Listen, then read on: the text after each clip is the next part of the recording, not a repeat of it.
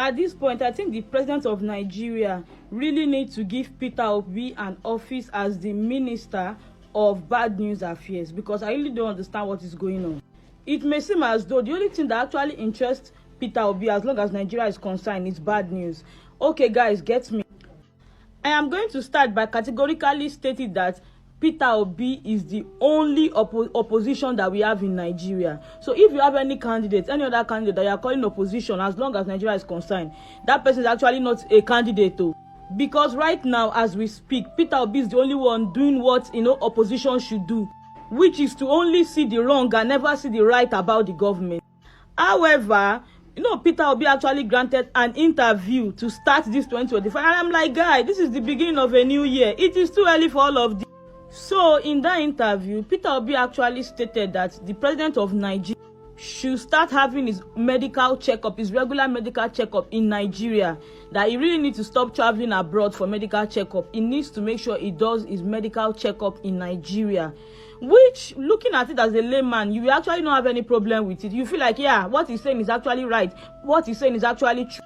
He also stated that, the president of Nigeria should stop traveling from one country to another for vacation. That he should be making sure he spends his vacation in states in Nigeria, not traveling out.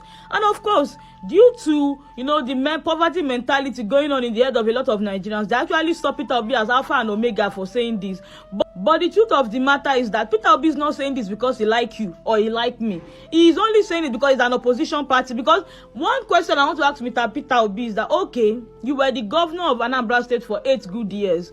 How many hospitals did you even build as Anambra State governor? And how many of them are still functioning? Because I don't even understand. You cannot always see the wrong about a particular government when you also have actually functioned in an office, though not as high as that one before, but you did not make any change. You did not make any change. How many times during your yourself as a governor in Anambra State do you travel from one local government to another for holiday? Even the Anambra State, now that you are no longer the governor there, why are you not living there? Why are you living in Lagos? All I am trying to tell you people is that people should stop this savior syndrome that Peter Obi gives you guys. He is not different from any other politician that we have in Nigeria, as long as politics of Nigeria is concerned.